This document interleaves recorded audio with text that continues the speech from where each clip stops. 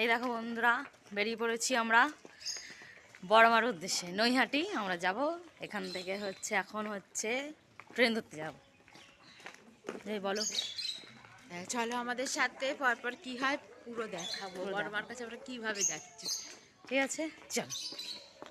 কারা কারা যাচ্ছে দেখো, অনেকেই যাচ্ছি, আমরা সবাই বেরিয়ে পড়েছি।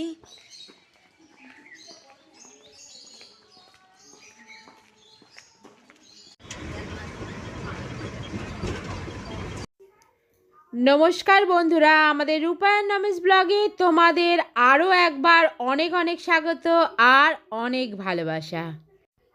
আমাদের কথা শুনে হয়তো তোমরা কিছুটা আন্দাজ করতে পেরেছো যে এই ভোরবেলা আমরা কোথায় বেরিয়েছি। আজকে আমরা বেরিয়েছি নৈহাটির বড়মাকে দেখার উদ্দেশ্যে। অনেক দিনের স্বাদ ছিল বড়মার কাছে যাব, কিন্তু মা যতদিন না ডাকবে ততদিন তো স্বাদ পূরণ হয় না। তার জন্য মা আজকে ডেকেছে, তাই আমরা সবাই মিলে বেরিয়ে পড়েছি বড়মার কাছে যাওয়ার জন্য। দিদিভাই একদম ঠিক কথাই বলেছে। কথায় আছে না যে ধর্ম যার যার, বড়মা কিন্তু সবার। মা না ডাকলে যেমন তার কাছে যাওয়াও যায় না, তেমনি তার কাছে গেলে তিনি খালি হাতে ফেরানো না। মানে মা কিন্তু সকলের মনস্কামনা পূরণ করে। তাই বড়মার ডাকে আমরা সবাই বেরিয়ে পড়েছিলাম তারই কাছে, মানে নৈহাটির বড়মাকে দেখার উদ্দেশ্যে। বন্ধুরা, তোমরা কিভাবে নৈহাটির বড়মার কাছে পৌঁছাবে তার সমস্ত ডেসক্রিপশান আমরা এই ভিডিওর মাধ্যমে তোমাদেরকে দিয়ে দেবো। এখন আমরা বসে আছি কোথায় বলো? মাঝেরহাট স্টেশনে। নৈহাটি। চলো, এই হাততালি দিচ্ছে বড়মার কাছে। আচ্ছা আচ্ছা, ঠিক আছে, গিয়ে দেখাও। বন্ধুরা, আমরা যেহেতু বেহালাতে থাকি তার জন্য বেহালার সব থেকে কাছাকাছি রেল স্টেশন হচ্ছে মাঝেরহাট রেল স্টেশন। আমরা তার জন্য মাঝেরহাট থেকেই নৈহাটি লোকালে করে পৌঁছে গিয়েছিলাম নৈহাটি জংশন। আর যারা শিয়ালদা থেকে যেতে চাও তারা যে কোনো নৈহাটিগামী লোকালে করে পৌঁছে যেতে পারো নৈহাটি জংশন। এরপর স্টেশন থেকে বেরিয়ে বাঁ হাতে একটা মিষ্টি দোকান পড়বে। সেই মিষ্টি দোকানের গা দিয়েই একটা গলি চলে গেছে। সেই গলির ভেতর দিয়েই চলে গেলে আমরা পৌঁছে যাবো বড়মার কাছে। এবার এই পথটা তোমরা হেঁটেও যেতে পারো, বা ওইখানেই অনেক টোটো রিক্সা দাঁড়িয়ে আছে, তারা মাথা পিছু 10 টাকা করে ভাড়া নিচ্ছে। তাতে চেপেও তোমরা বড়মার মন্দির অবধি অনায়াসেই পৌঁছে যেতে পারো। এই যে রাস্তাটাই তোমাদেরকে দেখাচ্ছি।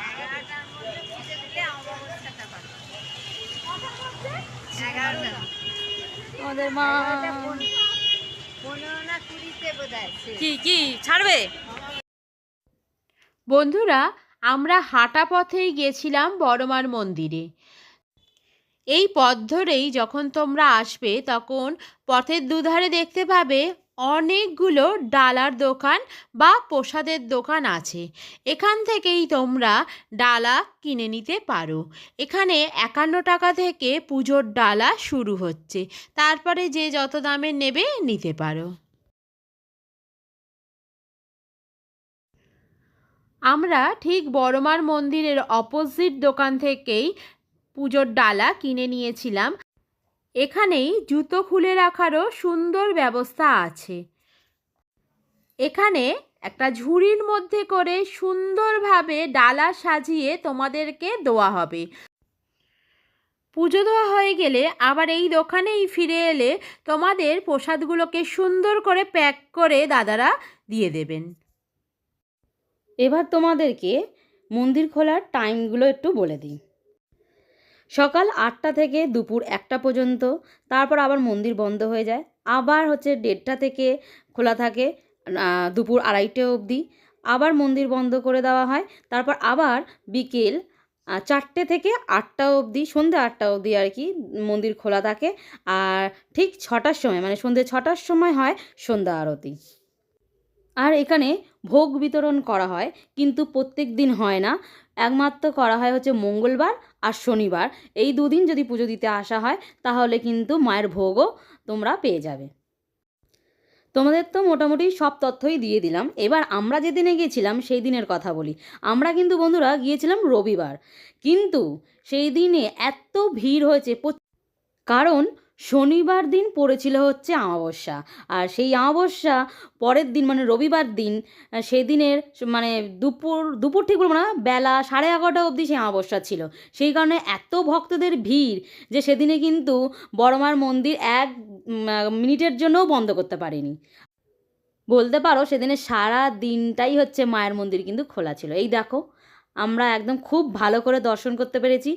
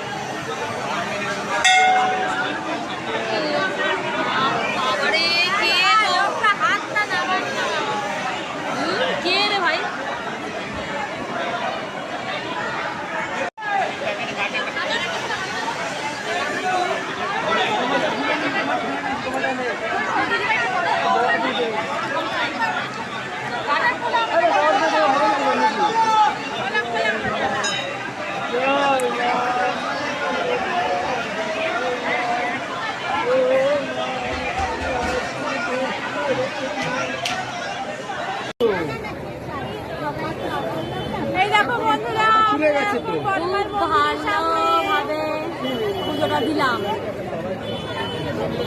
দিলে কিছুটা বলছিল মাথায় বলে দিলাম, কেন খুব সত্যি খুব ভালোভাবে পুজো দিয়েছে। হ্যাঁ দাঁড়াও, মন্দিরটা তোমাদের দেখাই একবার।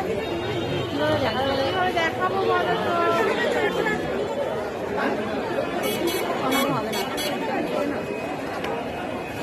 দাঁড়াও, পেছন এ করে দেখাই, ব্যাক ক্যামেরায় তোমাদের দেখাই। দেখো, ভেতরের মাকে যতটা দেখাতে পেরেছি দেখিয়েছি।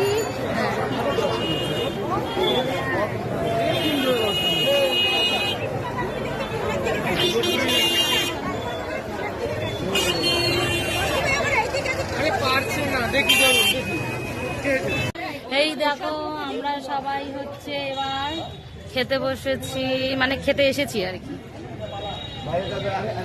দাও, হ্যাঁ ভেতরে এরকম ভাবে বসে খেতে সুবিধা হবে, একটু ছাড়া সেটাও দিয়ে দিতে পারেন, অসুবিধা নেই। একটু বলো যে খেতে আমরা খেতে প্রসাদ খাচ্ছি, জল খাবো, প্রসাদ খাবো। দে একটুখানি রেখে দে। তাই আমি তো মুখে পড়ে দিলাম। আমি অল্প দাও, আমি আর মাল নিয়ে দিচ্ছি। এ নাও, আমি যেখানে খাবো। দিয়েছে কচুরি, এখনো আসবে।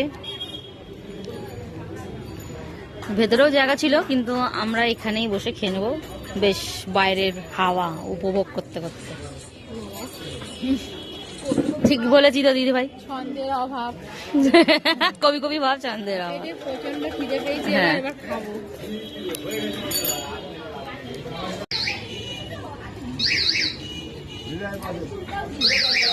বলো, এতক্ষণ বাদে এতক্ষণ পরে শান্তি করে পুজো দিয়ে এবার যে খাবারটা খাচ্ছি। কি গো, বলো বলো। ভালো খাবার খাচ্ছি, পেটের মধ্যে পুরো না আরে আগে বলো, কেন দর্শন করলে বলো। দর্শন ভীষণ সুন্দর, মানে মায়ের দর্শন কষ্ট করলে কেষ্ট পাওয়া যায়। এই যে আমাদের দীপ্তি বুড়িও খাচ্ছে। তাহলে এবার আমি খাই। হ্যাঁ এই দেখো বন্ধুরা পোজ দিচ্ছি, দেখো একদম কোনো কথা হবে না, কে নি তাড়াতাড়ি। হ্যাঁ বন্ধুরা, আগেই তো তোমাদের জানানো হলো যে আমরা যেদিনকে বড়মার মন্দির দর্শন করতে গেছিলাম সেদিন কিছুটা সময় অমাবস্যা পেয়েছিলাম, তার জন্য এখানে ভক্তদের প্রচণ্ড ভিড় হয়েছিল। আর আমরা প্রায় 3 ঘন্টা লাইন দিয়ে বড়মার কাছে পৌঁছাতে পেরেছিলাম। কিন্তু বিশ্বাস করো, এই 3 ঘন্টা লাইন দেওয়ার পরেও আমাদের একটুর জন্য অধৈর্যও লাগেনি, আর কোনো রকম কষ্ট হয়নি। যখন মায়ের মন্দিরে পৌঁছেছিলাম আর মায়ের ওই রূপ দেখে আমরা তো মানে কোনো ভাষাই ছিল না, তখন শুধু মাকে হাঁ করে দেখেই গেছি আমরা।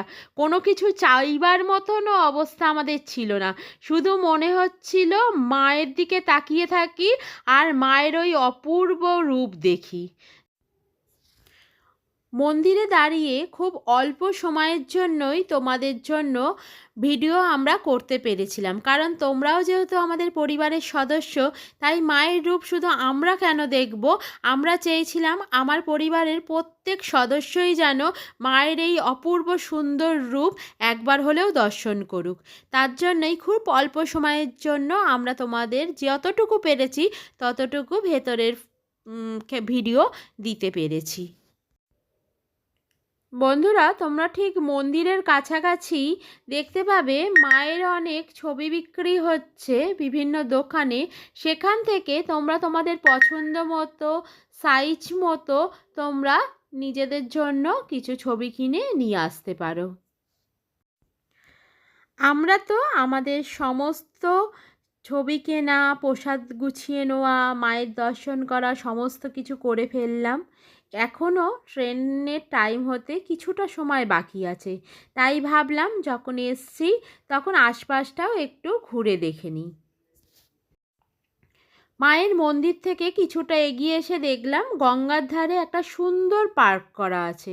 ভাবলাম কিছুটা সময় এই পার্কেই কাটানো যাক। আর তোমাদের জন্য ভিডিও করব না সেটা তো হতে পারে না, তাই চলো আমাদের সঙ্গে এই পার্কটাও তোমরা একটু ঘুরে নাও।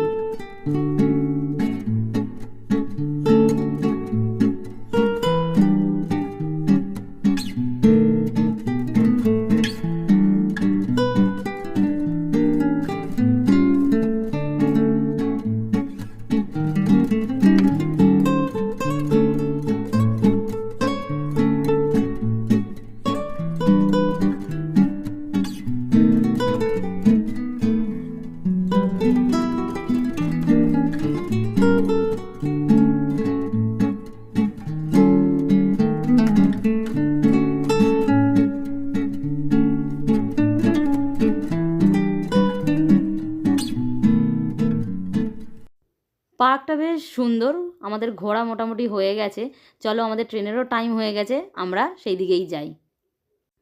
বন্ধুরা, তোমাদেরকে আরেকটা কথা বলে রাখি, আমরা ফেরবার সময় কিন্তু মাঝেরহাটের কোনো ট্রেন পাইনি, অনেক দেরি করেছিল, তাই আমরা শিয়ালদা হয়ে বাড়ি ফিরেছি।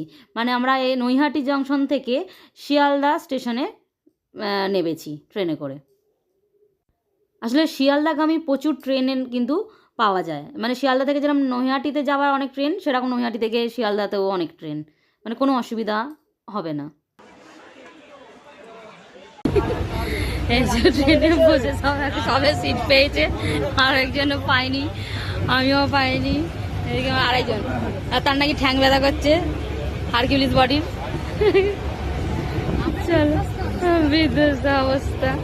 এই যে ট্রেন যাচ্ছে, আমরা ছুটেছি ট্রেনের সঙ্গে, দম দম দম দম করে। চলো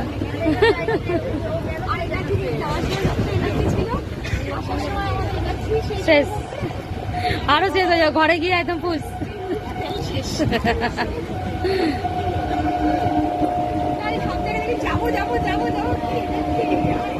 দেখেছো এখনো পর্যন্ত লাইন দেখেছো? দেখো ট্রেন, এটা ট্রেন, কি ভিড় ট্রেনে।